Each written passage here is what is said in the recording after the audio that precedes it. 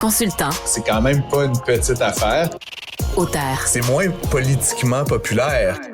Francis Gosselin, pour savoir et comprendre l'économie. Bonjour Francis. Salut Mario. C'est drôle, j'aurais gagé que ce serait ton premier sujet aujourd'hui. Non, mais les taux de taxation très élevés pour les entreprises, les commerces, les taxes évidemment commerciales pour les entreprises. Autant à Montréal qu'à Québec, les grandes villes du Québec sont au sommet de ce que ça coûte au Canada là, pour avoir pignon sur rue. Effectivement, Mario, puis c'est pas une très bonne nouvelle, évidemment, parce que deux choses. Évidemment, premièrement, ça n'encourage pas vraiment l'entrepreneuriat dans ces deux villes-là, qui sont pourtant, Montréal principalement, mais Québec aussi, les moteurs de l'économie québécoise. Et donc, de savoir que, selon une étude du cabinet Altus, là, on est carrément les derniers de classe en matière de fiscalité dans l'immobilier commercial. C'est quelque chose qu'on savait inconsciemment, là, mais là, vraiment, ils ont mis des chiffres là-dessus et c'est comme un peu terrible. Et puis l'autre affaire, Mario, évidemment, c'est comme tu le sais, les villes québécoises là, sont menées actuellement par des maires qui sont absolument incapables de contrôler leur budget. Donc, ça crie là, dans toutes les directions, plus d'argent. Et donc, forcément, pour eux et elles, là, hommes et femmes, ça va être très difficile de faire preuve de quelque forme d'imagination à ce sujet-là, c'est-à-dire de baisser les taxations commerciales dans la mesure où ils sont vraiment dans des logiques là, de carrément d'augmenter les dépenses de manière significative depuis plusieurs années. Et c'est une tendance qui semble vouloir se poursuivre là, dans les prochaines également. Donc, je pense pas qu'il y ait vraiment de solution à l'horizon là, pour les entrepreneurs. Mais je faisais un calcul, c'est niaiseux. Tu vas me dire, mais on a ramené ça, là, combien ça te coûte par 1000 $ de valeur là, hein, de ton bâtiment. Puis on est à Montréal, on est à 33, 34 $. Mais c'est comme si en 30 ans, en taxes, tu repayes ton building. Sur une période de 30 ans, mais toi, tu te prends une hypothèque de 25 ans sur ton building, tu le payes, puis en taxes, tu le repayes, là. Oui, c'est complètement tu le payes deux fois. Mario, une fois à ville, puis une fois... Ce qui est terrible par cette manière de faire là, puis tu sais, comme là, évidemment, on peut rentrer dans la dimension politique là, de pourquoi, mais tu sais, si tu regardes ça quand même d'un point de vue de développement économique, là, sans égard au fait qu'il y a des villes, des provinces, des pays, là, comme au Canada, mais en fait, c'est une des pires façons de taxer parce que, évidemment, tu taxes l'immeuble, ce qui fait que l'entreprise, elle aille bien ou elle aille pas bien, le montant de taxe, il est pas mal toujours le même. Tu sais, j'ai vécu ça avec certains de mes clients, l'entreprise est en difficulté.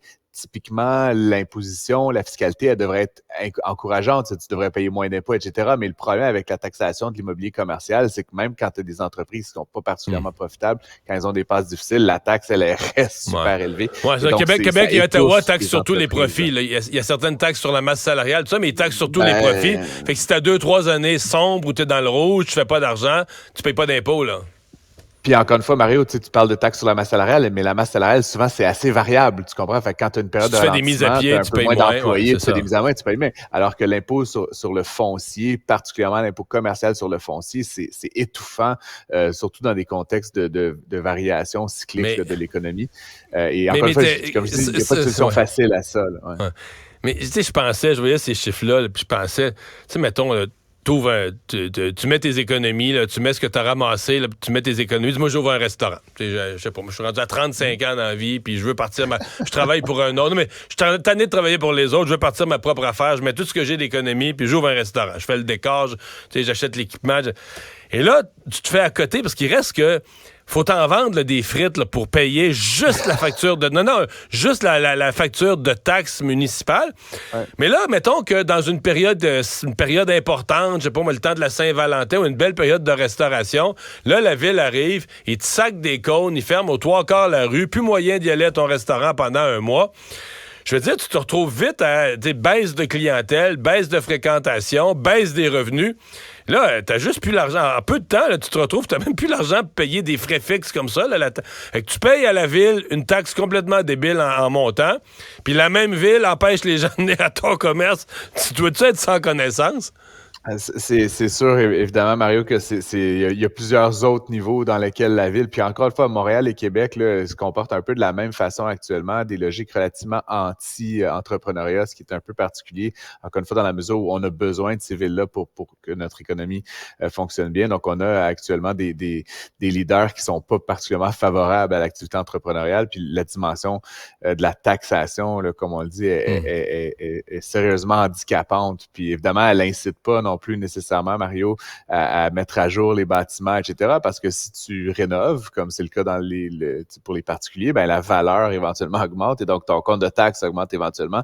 Ce qui explique qu'il y a une certaine vétusté là, qui peut s'installer, comme on le voit sur certaines artères montréalaises. Donc, encore une fois, c'est pas quelque chose dont on va se sortir facilement, mais je pense qu'à la marge, sur plusieurs années, il pourrait y avoir des efforts consentis, mais ça va prendre des changements au niveau du leadership parce que c'est pas dans la logique actuelle là, qu'on va arriver à faire changer la situation là, à Montréal, malheureusement. Mais c'est parce que l'entreprise, elle veut faire des profits, puis ça, c'est le mal. Exactement, voilà. Mais on rentrera dans la question de la profitabilité. La question idéologique une autre fois, oui. Nouvelle plus positive, c'est la Fédération canadienne de l'entreprise indépendante qui a analysé les possibilités ou l'espoir que, malgré la hausse des taux d'intérêt, on puisse passer cette période sans vivre une dure récession. Et quoi, ils sont plutôt positifs? Plutôt optimiste, effectivement. Donc, c'est la Fédération de l'entreprise indépendante canadienne et un cabinet privé là, qui s'appelle APECO qui ont fait cette étude prédictive, si tu veux. Ils s'attendent à avoir une très faible croissance annualisée là, au troisième trimestre de 0,3 %, mais que ça pourrait déjà, début 2024, repartir à la hausse. Ils évoquent évidemment le fait qu'actuellement, il y a quand même un certain dynamisme là, au Canada et au Québec là, en matière de croissance économique, mais que tout ça est comment dire, maintenu à des niveaux plus faibles par le taux directeur de la Banque du Canada. Dans l'étude, ils anticipent évidemment que c'est pas exclu que la Banque du Canada rehausse son taux une nouvelle fois, mais que malgré tout, on devrait pouvoir échapper là, définitivement à la récession. Intéressant aussi, là, je parlais souvent, Mario, là, on parle de chômage, d'emplois là, qui sont à pourvoir, etc. Tu te rappelles, à une époque, il y avait plus d'1 million de postes à pourvoir au Canada.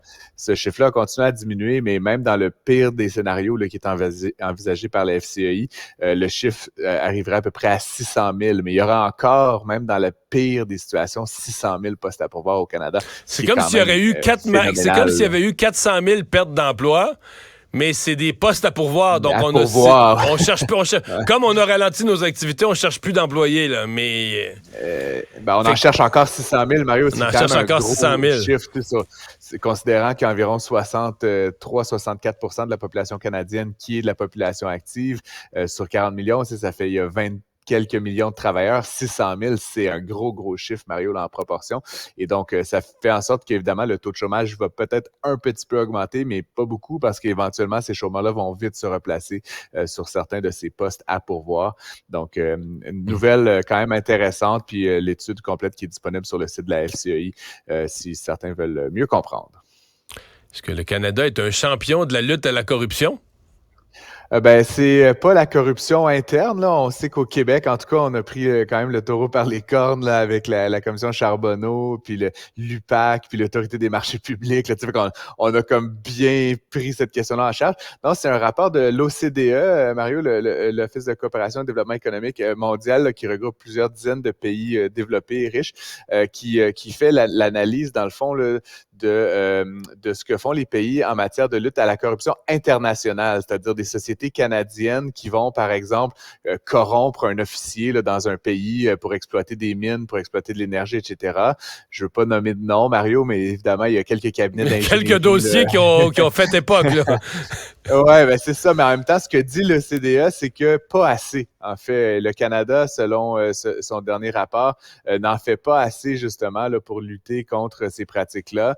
Il y a eu très peu de cas qui ont été identifiés là, depuis une entente là, qui est survenue à la fin des années 90. Et parmi les dossiers qui ont été emmenés en cours, il y a seulement 2 individus et 4 entreprises qui ont été pénalisées. Et ce que dit l'OCDE, c'est que grosso modo, on sait que les Canadiens sont gentils, mais c'est certain qu'il y en a beaucoup plus que ça. Et donc, ils accusent indirectement le Canada de ne pas en faire suffisamment pour lutter contre la corruption internationale.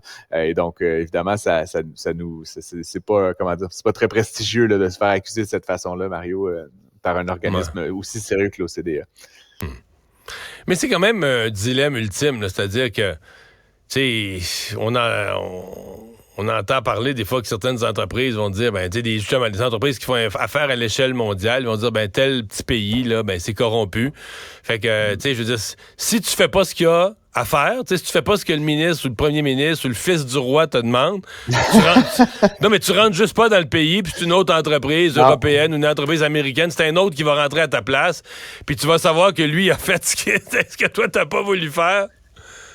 Oui, mais c'est évidemment l'objectif de l'OCDE, des ententes de faire le ménage qui sont là-dedans, dans les années 90, puis évidemment, il y a même une loi là, au Canada, la loi sur la corruption d'agents publics étrangers qui a été adoptée en 98, Mario, qui justement, parce que évidemment, comme tu le dis, si moi je ne donne pas le pot de vin, ben, l'entreprise européenne va le faire, mais justement, là, l'idée, c'est qu'il faut que tous les pays et toutes les entreprises arrêtent, comme ça, ben, le fils du roi ou je ne sais trop quoi aura plus de cette source de revenus et va donc devoir jouer les règles du jeu de manière un petit peu plus transparente. Évidemment, on veut éviter ces pratiques-là, Mario, parce qu'on sait que mais là, le fils du roi, il veut pas rouler en Corolla, lui, là.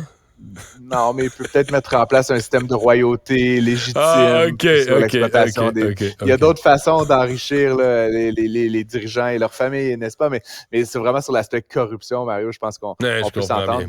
Ça fait partie des règles du jeu égalitaires pour tout le monde, puis on veut pas se mettre le doigt dans cet engrenage-là qu'au plus fort la poche, là, si tu donnes une enveloppe brune. Comme on l'a vécu au Québec, Mario. Là, c'est une escalade, c'est une escalade qui est sans fin et qui est pas souhaitable. Hey, merci Francis, bonne fin de semaine. Je t'en prie. Salut. Bonne fin de semaine.